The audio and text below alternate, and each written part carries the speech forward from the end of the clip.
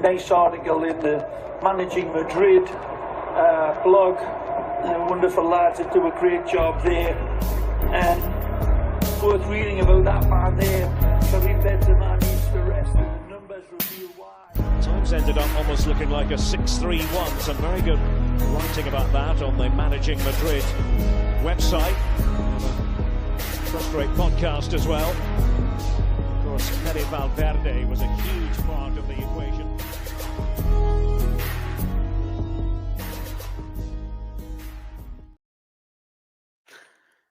Hello and welcome to the Managing Madrid Podcast. We are recording this moments after Real Madrid put up another really disappointing performance in Elche, where 2-2 was actually a pretty flattering scoreline, and Elche had multiple clear-cut opportunities to put this game beyond reach. And even after the two times we did come back to equalize, Elche had a chance to make it 3-2.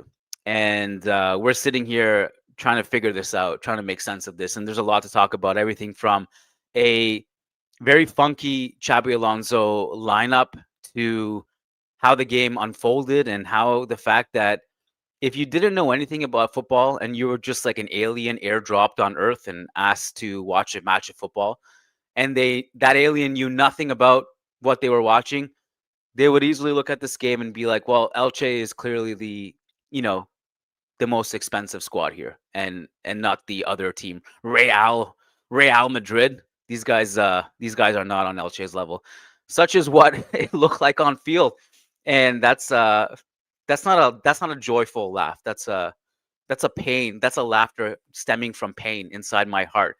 Therapy sessions are back. Welcome, guys. It's been 3 games in a row where Real Madrid have been really, really poor, and what a come down from not only the Clasico win, but then dismantling Valencia 4-0 with ease, and Alvaro Carreras with that golazo to end that Valencia performance with the 4-0. Who would have thought that the Alvaro Carreras golazo in that moment would be the last bit of joy that we would have had for a while? Hopefully better times ahead, but Chabi has a lot of work to do. Let's start with the lineup. It didn't really make sense on paper, but I always refrain from speaking about the lineup, in part because I really, no matter what lineup the coaches give us, you have to give them the benefit of the doubt and see what is actually happening on the field. You obviously had key players on the bench like Fede, like Camavinga, like Vinicius, who all came in. We got a Gonzalo Garcia cameo, which to me is a big talking point, actually, despite not winning this game, but we'll bring that forward for a little bit later. This goes back to a point I was making last week. For all of you guys who read managingmadrid.com regularly, we obviously put out a ton of written content, everything from news to actual analysis. And for those of you guys who only listen to the podcast and don't tune into the website, you should. The point I made, I was looking at all the weird minute distributions this season, and you have players at the top who are playing every second, like Courtois, Mbappe, and then there's and Goulet is pretty up there too. And then you have it drops off a little bit when you get to players like Jude, for example, because he missed most of the season because of the shoulder thing. Now he's back, he's being integrated again. Then it gets to this weird under 300 minute territory range where Brahim and Rodrigo lie. Fran Garcia is really far down there. Ceballos is 200 to 300 minutes. Gonzalo Garcia before this game 99 minutes. And Endrick, 12 minutes. And my point with this is when you call on these players randomly, you're going to get random performances. You're not going to get players who are in rhythm, who have match fitness and continuity and rhythm and confidence. You're going to get players who are not playing with confidence. Now they also have to prove themselves and not going to play that well. Rodrigo's cameo against Liverpool was kind of random. Then he starts today, which was pretty random. Vinicius comes off the bench, which is you never know, is Vinny going to start or come off the bench or come off the field? We never really know who's the third attacker. Masantuono was the guy we knew who was going to be on the field, and then he got injured. And now it's this mishmash. If it's a 4-4-2, you're playing Goulet and Bellingham together, so you're probably not going to have a pure right winger on the field. Goulet was on paper the right winger today, but it was quickly apparent when you see it on the field, he was far from the right wing. He was roaming centrally on the left sometimes, playing pretty deep. And the most random of all this, obviously, and I intentionally saved it for last because to me is the weirdest one, is the Fran Garcia Alvaro Carreras double left back combo, which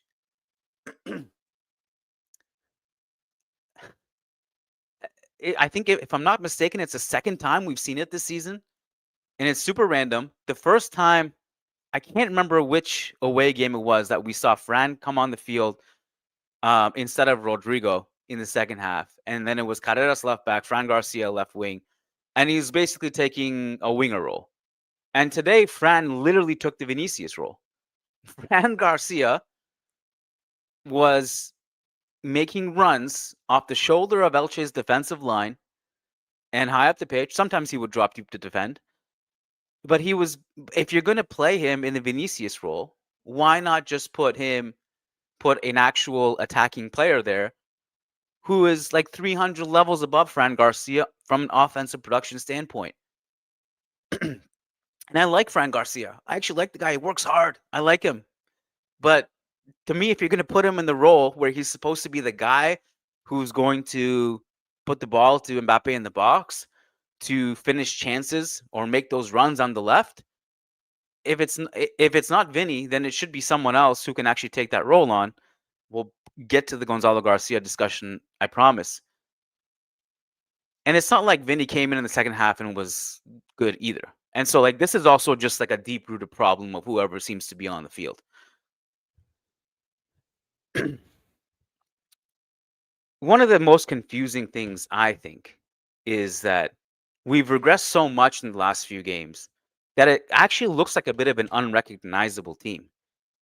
We had written so much analysis and looked at the data and dissected how efficient the press was. The numbers are there for everyone to see. Where did that go? Elche today knew exactly what our weaknesses were. As soon as they got the ball, they pumped crosses into the box because they knew we can't defend crosses for shit. We don't close them down. We don't defend them well. We don't track runners. They're pressing us into mistakes. Like, you think about the Carreras mistake, which led to a point-blank chance for, was it Rafa Mir or somebody else? I can't remember. Courtois saved it. Elite teams should be licking their lips at teams like Elche who press them. Elite teams bait press, play through it, and get transition opportunities and exploit the space in behind. The fact that we can't do that is really worrying right now. And I think it was just really, really strange to see, like, we're trying to score a goal at the end of the game. We can't get on the ball because Elche are just knocking it around as if it's 2016, 2017 Real Madrid. Add insult to injury, the 2 goal scores today. One of my favorite players ever in Castilla, Alex Schwebas. I'm glad to see him doing well, not against us. The give and go behind Trent. And then Alvaro obviously off the bench. As soon as he came in, I'm like, this can't end well for us. Like, there's no way Alvaro's not scoring something here. Carries the ball, turns Asensio a million ways. We actually had numbers in transition to outnumber him. Like, if Housen could come over, he could actually close down the shot too. But we're just backpedaling, watching him carry the ball up the field. He scores. Just really weird, like, basic stuff. One of the things I just wanted to say too about the Fran Garcia Alvaro Carreras double left back thing. Occam's razor, man. Occam's razor. The best path is usually the most simple path. There's a lot of overcomplications happening with Chabi Alonso, I find. It's like, at some point, you have to just land on an identity and be versatile, for sure. Be adaptable. But it's just so random what we do from game to game that it's been kind of disappointing to track. And this might have to do with, like, political pressure, or Chabi feels the need to do this or that. In the end, he has to live and die by the decision that he truly feels is the right one and stick with it and build continuity with that system. And no matter what you thought at the beginning of the season, whether you believed in the Chabi Alonso 4-3-3 that was happening with Masantuono or not, whether you liked it or not, there was something important happening in that chunk of time, which was the team had an identity. Franco Masantuono, analytically speaking, is one of the best pressers in Europe. And it was a 4-3-3, and everybody had their role. And I just feel like now it's a little bit random. We're trying to incorporate different players. We're trying to get Bellingham and Goulet to coexist. So we're trying to take away that third attacker, but it's a little bit too fluid at times. We never know who's going to surround Mbappe in attack. Our pressing has dropped off a cliff. Our build-up structure has fallen off a cliff. Courtois, one of the best things about that run at the beginning of the season was Courtois was barely called into action. Now Courtois is literally saving us against Elche from losing. This should have been L. It should have been an L. By the way, I saw a super chat come in. New thing, we do all the super chats at the end. So if you want me to read your comment, I can't read comments, especially post game. It's not possible for me. But if you want to send a super chat in, I'm going to do a super chat segment at the end, and we'll take the super chats. When I was watching that first half, there's a couple things that came to my mind. And I don't look when I single out players that looked fine today in that first half. It just be clear, I'm not saying that they were otherworldly or anything, but there were a few standouts to me. That first half, I thought Goulet was doing well to escape pressure, to play that final ball, to make the right runs. He had one really great over the ball, top to Mbappe from deep. Mbappe takes a heavy touch, just gets out of his feet. There's another one where he carries the ball up the field and he runs out of options. And I think in that moment, Mbappe actually made the wrong run. He shouldn't have dropped back. He should have cut centrally or to the left to give Goulet an outlet. Trent putting some really good balls into the box and some long range passes. I don't think this was peak Trent, but this was starting to look like the Trent that we saw at Liverpool. Who else? I think Asensio had a good half. But when I saw, this is more of a general point. I mentioned this to Matt, I think it was last week. And I mentioned it at halftime today too on Twitter.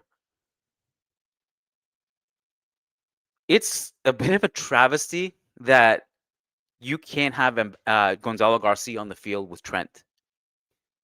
And just to be clear, I'm not asking for Mbappe to be benched in that scenario. You can have Mbappe and Gigi both making those runs. This is what struck me. This was actually the biggest takeaway from this game was this. Beyond everything I just said about everything that happened up until halftime, the biggest takeaway from me was this. Just before Howson scores the 1-1, it was a corner, right? We win a corner. If you look at how we won that corner, we had 5 players attacking the Trent cross. 5. I counted it. 6 if you really wanted to shoehorn Camavinga, who was starting to make a run to the top of the box from deep. And Elche were all over the place trying to figure that out because you had Gigi, Mbappe, Vinny, Jude. I forget who the 5th one was. Whoever was on the field at that time. I don't remember if all of the subs had been made. Maybe it was Brahim. Maybe it was somebody else. 5 players attacking that. In the end, Gigi nearly scores the game winner to make it 3-2. And God help you all if he had scored that, because the Gigi agenda would have been full steam ahead, driven by yours truly, Conductor Sobhani. But the point is this. Why can't we do that all the time? Where's the lack of urgency most of the game? I feel like Chabi, especially these away games, and God help us all, because there's how many away games in a row we have? I think we're through 3 or 4 of them. So we have a couple left at least. We start these games so conservatively instead of just putting our feet on the opponent's neck and suffocating them. And that's what I think where we regressed. where we haven't seen that since the Barca game, since that Barca first half. So if you want to run yourself into the ground and then defend later and be more conservative later in the game because you're gassed, so be it. But get yourself gassed first. Because right now we're just giving the opponents too much respect. We're respecting Elche way too much. We respected Rayo way too much. We respected Liverpool way too much. Too much conservative football. And like all of a sudden, like we need a goal. GG on the field. 5 players attacking the box. Mind you, just to remind you, one of the greatest crossers of our generation, Trent there.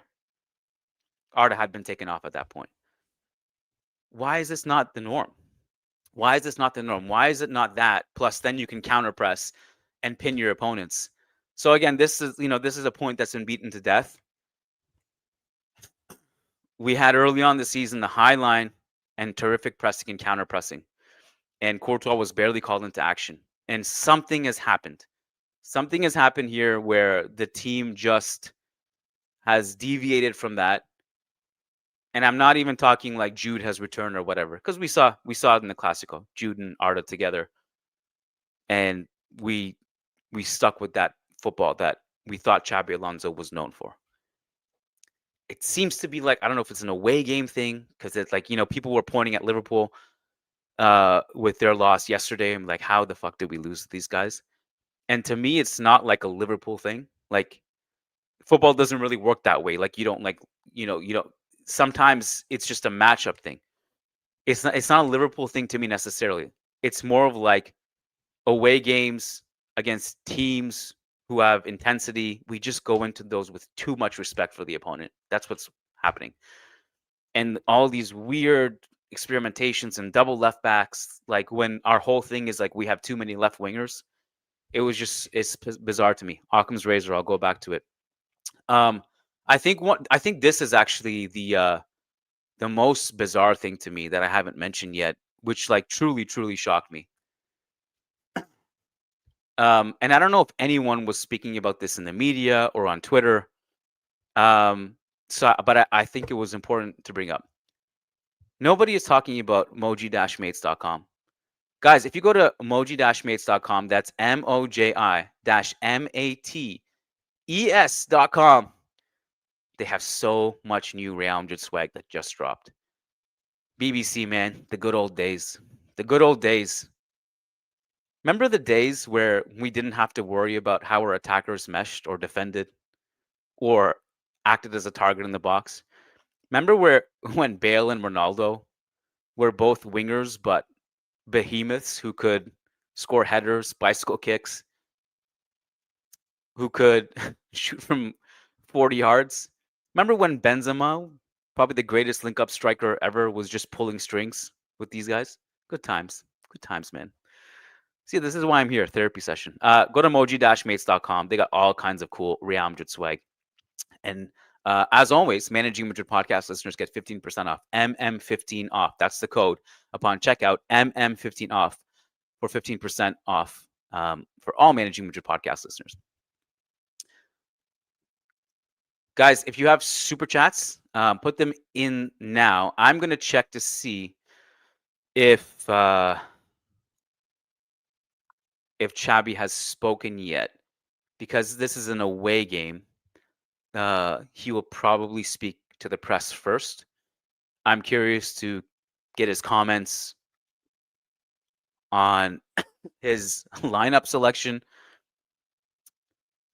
and all that stuff. So here we go. Chabi Alonso press conference. He says, that's football. After a good run, we've now had some results we didn't want. We're not happy because we always want to win, but there are many games left. We have to keep analyzing what's happened. The team hasn't given up. The team is still competing. The result and the performance can be improved because we're self-critical. Adversity is when you have to respond. We want to improve.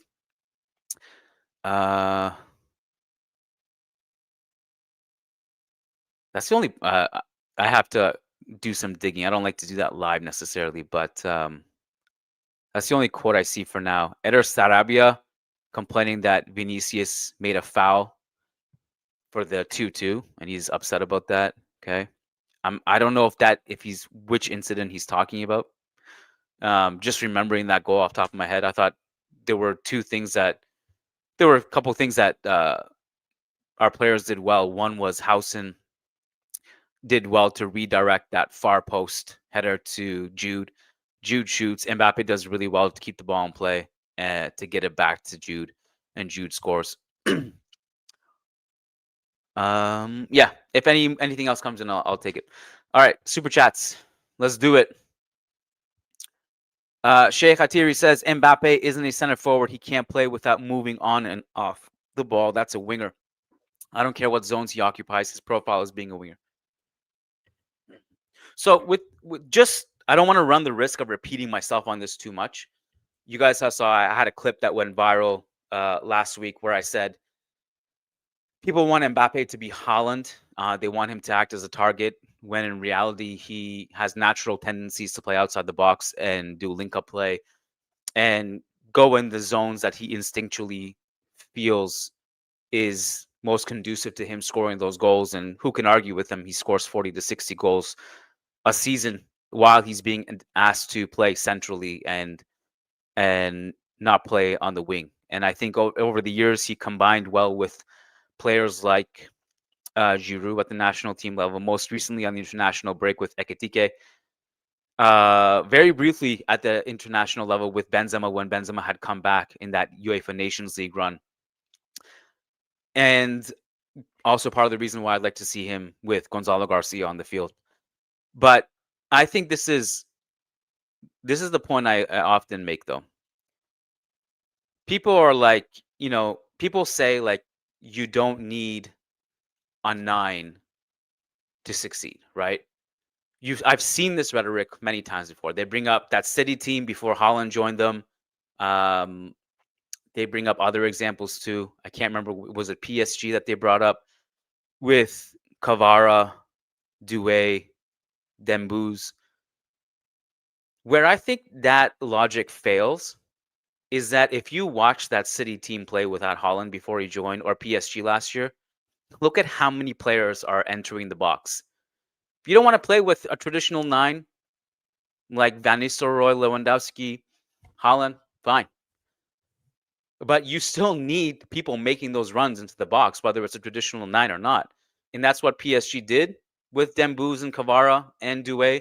That's what City did before Haaland joined. And that's what we're not doing. And that's why I thought the complexion of our offense completely changed when we had Gonzalo Garcia and we had 5 players attacking the box. So this goes back full circle to the point I was making earlier. Jacel12 says, is it just me or is Gonzalo a bad sub when we're struggling? Chabi doesn't always make the right changes.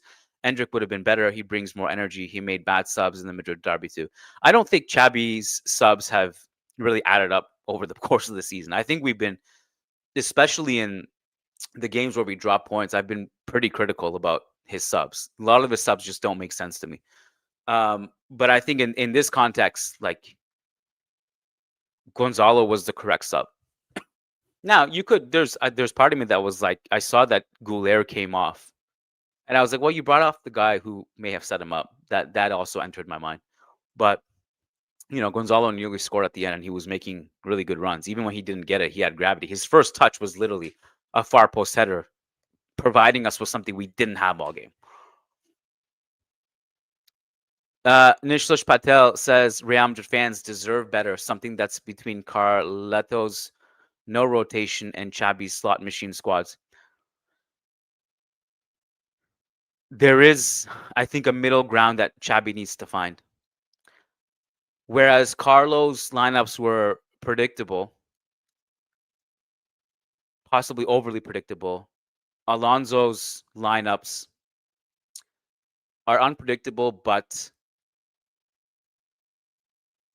part of the reason why the team can't find or establish rhythm. It's too random. The players are not forming symbiosis. Like, we know, like, some combinations just work. It has to be on the field. Like Mbappe, Goulet, it works, right? So, like, how can you build around that? How can you make sure that those two who are our 2 most offensive pieces right now from a statistical production standpoint, how do you fit in the puzzle pieces with Jude and Vinny and and everybody else. But the more overarching point is really like there is no rhythm. There's nothing being sustained. There's no identity being formed, which is literally the opposite of what Chabi ball is supposed to be about. Chabi Alonso at Bayer Leverkusen made rotations, but it wasn't as random. It wasn't like, we wouldn't just get these weird, unpredictable things. He would use all the players in the squad. Right now, he's using key players in the squad a lot, and then some not at all. Like, we can literally look at this together. Let's go to Football Reference.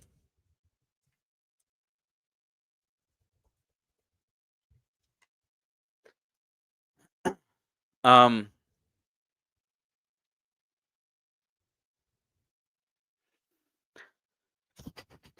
on a second. The thing with these stats websites is that they just drain your computer speed. Okay.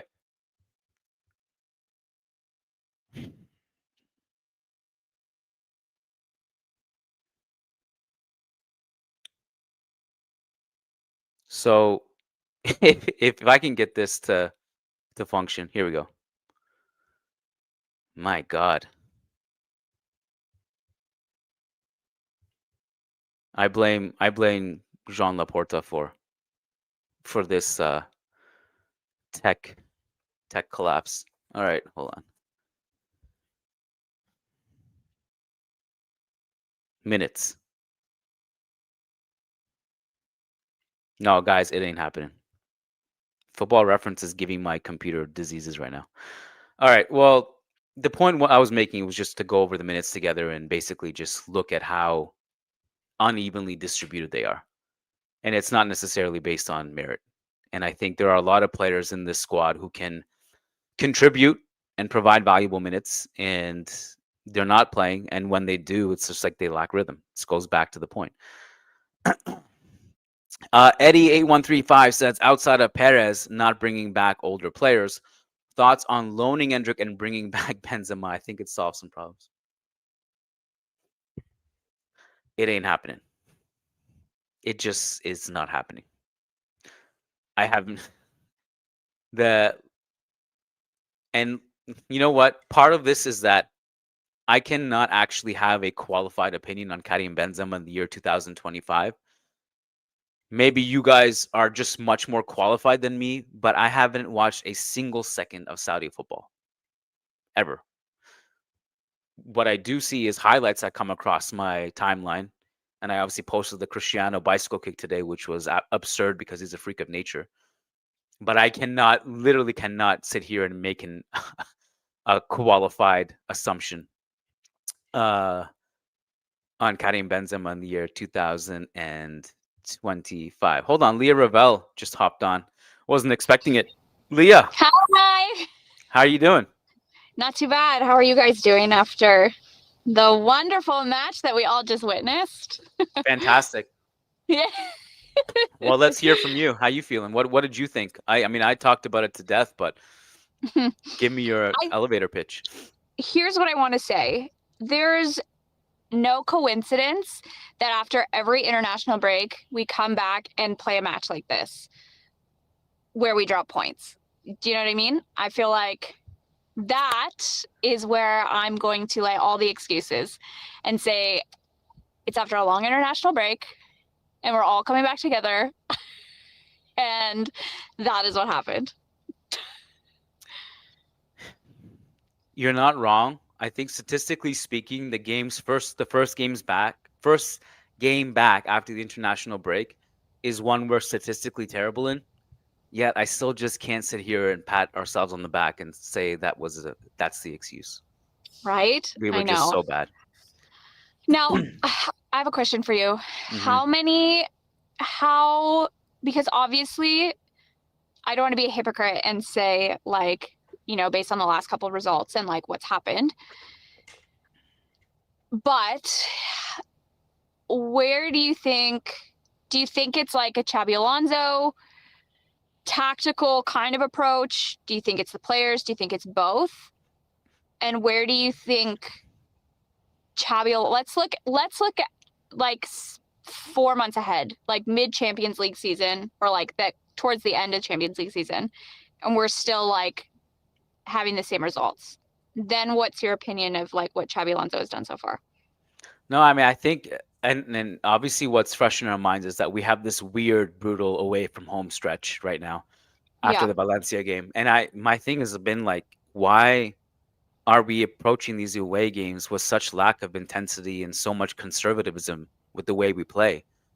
And it took until like minute, I don't know, 65. I'm just going to put out a number there for us to start like really attacking the box and taking advantage of one of the greatest crossers ever in Trent.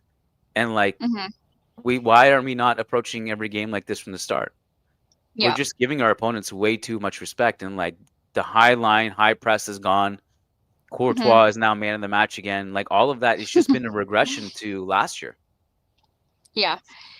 Well, and also like with on paper who we have, we shouldn't be continuously having results. It shouldn't take 65 minutes. Do you know what I mean? Yeah. I think the obviously there was some tension in the team as well. And I don't think it helps getting rid of the tension when you go with Fran Garcia at left wing. Yeah. Well, yeah, facts. Which also, like, I want to say something because a couple weeks ago, I said to you, or towards the beginning of the season, maybe, I said to you that I like how Chabi Alonso is approaching these matches with different lineups. Like he is using variety in his starting 11. And I feel like at the time it made sense because he's a new manager, coming to a new squad with some new players. And like, it's the first time that we've had a more tactical mindseted manager, which is exciting. And like he had said, I think in a press conference that no one is, everyone's replaceable essentially. But now we're like kind of approaching mid-season where it's like, you should have a lineup by now. That's This is the point I was making earlier. Like, it's just that you have a lack of rhythm and you're confused about what I think the players are all, like, they can't establish rhythm because it's always just random lineups. Like random things are happening. And he said, and then when I saw Vinny on the bench today in the lineup, well, I thought he's done it before. Like Oviedo was one where he doesn't start Vinny, but then Vinny comes on in the second half and the game state is open and he just feasts on Oviedo. So that came to my mind and I was like, okay, well, that would, I suppose, make sense if he's trying to do it that way again in some way. He said it after the game too. I'm just reading it now. Chabi Alonso says Vinicius understands and he knows his role and impact off the bench. And now if you're going to lean into that, where you're bringing Vinicius on in the second half against a tired defense who's trying to chase the game. But in with respect to today's game in particular,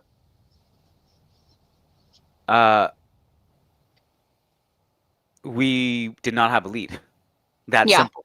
So Elche, now, funny enough, is Elche actually, what I actually kind of liked about Elche today was that they were trying to win this game, even at 2-2. They weren't sitting in a low block. But that's the thing, like, we can say Vinny should have started in this, and Vinny came on and was not good either in the second half. Like, it's not like he came to like prove a point either. He was inefficient with his dribbling, and also just wasn't effective. So I don't really know necessarily what the solution is. Chabi Alonso has to figure it out. He has to figure out the balance of the playing time, the minutes, getting these guys in rhythm, getting these guys confidence. And I always said, like, when you have results, you can buy yourself time and you can just get better and no one's going to complain. But 3 games in a row now, you have scored total of 2 goals and you've been outplayed in all 3 of those games. Now it's going to be difficult to deal with all that external noise. Yeah. Yeah, even more so, on top of how difficult it probably already is to find some rhythm anywhere with a continuously changing lineup. Like, I can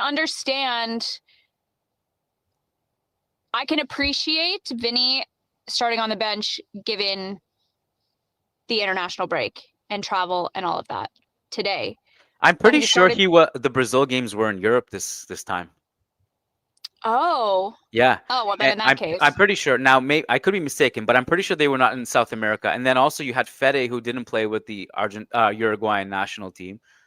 All these guys were on the bench. No Tchouaméni today also. The other thing you could too, have slotted Fede in there because you knew Trent was eventually going to start when he's healthy. So Fede maybe could have played in midfield, but The other thing too is that after 2 games of poor results, like, I understand it's Elche, but we have to kind of get those points back somewhere, Like, I don't know. I just think, there needs to be consistency, not only for like him and lineups, but for players too, to, like you said, build rhythm, cohesion, and have some sort of like you can't build chemistry, especially with new players. You can't build chemistry if you play every like second or third match for a handful of minutes, So yeah. All right, so Leah, we're halfway through some super chats now, so you can help me answer the rest of these. Karan says Tchouaméni is sorely missed. Midfield looks lost without him. Tchouaméni obviously brings you defensive presence in zone 14, some ball progression, some experience, help with defending crosses, attacking crosses. Another reason why I was kind of surprised that Camavinga wasn't on the field from the start. But I guess Camavinga also wasn't match fit, so I also understand that aspect of it too. I think we said before, like a couple weeks ago when we analyzed Chabi Alonso's lineups and like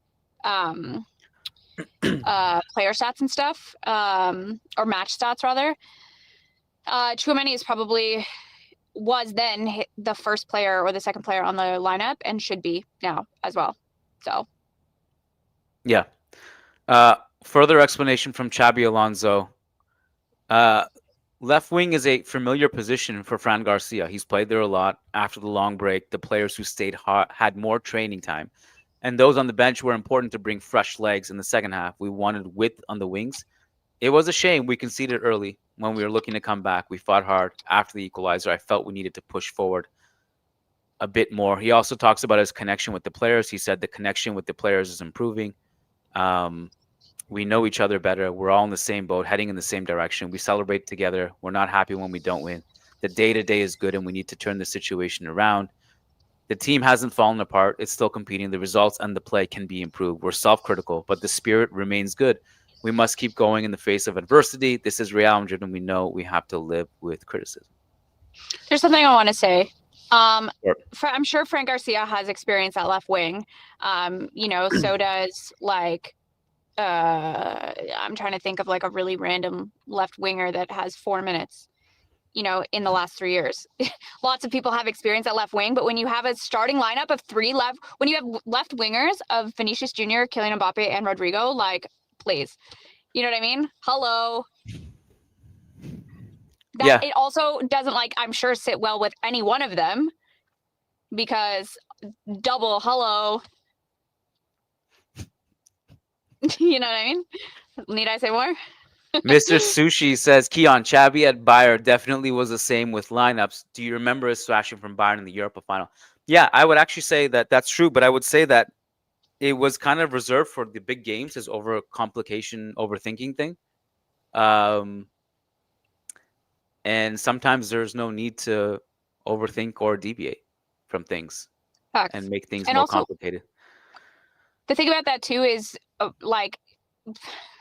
unfortunately or fortunately, however you want to look at it, Bayer Leverkusen and Real Madrid are two very different clubs with very different players. So like a system and a lineup and a like a mindset that you have at a club like Bayer Leverkusen, who like competed, obviously they went invincible last year, but there's just different players, different egos, a different way to manage different things. So what worked at one might not always work at the other. Sering Tashi, and you missed the emoji mates ad, Leah. Oh no, Man, my favorite part. man, the emoji mates get me. Just a suggestion: keep a habit of saying like and subscribe when you are doing these emoji mates shout outs. Period. Please. There's actually a lot of you on the stream tonight, probably tuning in to see our tiers. If you're here, just hit like and subscribe. You can fund our tiers. It helps with the algorithm. It doesn't cost you a thing. It helps the channel. So if you're here, you like our show, go and hit like, hit subscribe, and much appreciated. Thanks for the reminder, Sering. One more from Nishlesh Patel. If Vinny isn't starting, Mbappe should start at left wing. That's what I'm saying. This is actually one of the things that I've been trying to address, to like hammer home. I don't know, like, to me, like, even though we have 3 players who are left wingers that any team in the world would love to have, I'm not like, when Vinny doesn't perform well, it's not like I have confidence that Rodrigo is there either. Mm-hmm. Like, I'm not like, oh yes, Rodrigo is in. Rodrigo hasn't played well in a couple years. Am I going crazy? Gonzalo Garcia is right there. Hello, this is what I'm saying. And It's so obvious. Gonzalo Garcia can literally play on the left wing. He plays there with Castilla. He can play there with Spain, but he can also play in the middle. And I don't think Mbappe has to be a stationary left winger. I think he can play central too. But if you're talking about 2 players who can be interchangeable and also provide goals, I'd love to see it. Right? Love to see it. This is what I'm saying. There's so many options before you put Fran Garcia at left wing. It's just I don't. But I also think the now obviously like Fran Garcia is like a wildly different profile than Gonzalo Garcia. But again, the way Fran Garcia was deployed today was basically the Vinny role. Yeah. He did drop deep to defend a couple times. So did Gonzalo Garcia when he came in, by the way. He actually had one really important defensive challenge in the box late. I don't know how he ended up back there. But give it a shot. I think part of the problem is that we have 2 very high-profile players in Vinny and Rodrigo. Rodrigo's value is just going to plummet even more. And I don't know if that's also like part of the challenge that Chabi Alonso has to manage. Gonzalo Garcia, obviously, like in a lot of ways, is the player that he's least pressurized to put on the field. Yeah. I don't know. It is what it is. Anyway, Ken, I have to hop. I'm sorry. All right. Thanks for hopping on. Drive safe. Thank you. Hope all is well. All right. Take care. Likewise. Bye. So, yeah, I'm actually going to run through my notes, and then we're going to wrap it up. I got a long night ahead of me, a long week ahead of me. So we're going to wrap it up pretty soon here. I did want to look at the chances we missed, the chances we conceded, and just some of the breakdowns on defense. Some of them were related to losing possession. Some of them were related to just not tracking runners in the box. I say Elche could have, put this game to bed earlier. They could have been up 2-0. They could have been up 3-2, whatever the case. But the reality is, and if we're being really self-critical, not only did we concede a bunch of chances, but we had an XG of 3.88, which also goes back to how bad our finishing was. So we had, despite how it seemed like we got outplayed on the field, we had enough to put this game to bed, and we just didn't. Obviously, this is the Rafa Mir chance in the beginning of the game, which is, I think, where Carreras lost possession and Courtois had a point-blank save. Look at these. This was Mbappe in the 29th minute, the Goulet pass. GG had a header at the far post. This was GG in the 9th. This one killed me, man. And I don't even blame him. He made the right run, but he just couldn't connect with it full force. But that was a huge chance. I thought that was in. Mbappe, the 32nd minute, this was the Trent cross from the right. And we should have put this game to bed, man. Should have put it to bed. Now, mind you, Were these okay? So I'm trying to even remember these Jude ones. This I think was part of the goal. So Jude shot this, and then seconds later he latches on to the Mbappe cutback to make it 2-2. But this is it, man. You got to take your chances. And we always said, like, when Mbappe stops scoring, which he has for 3 games, do we have enough goal production? So we know that Mbappe he can't be Superman forever or every game at least. It's unreasonable to think that. So when he's not scoring, do we have enough finishing ability? It's another thing. Is there anything else that I want to address? I'm going to go through my notes one more time.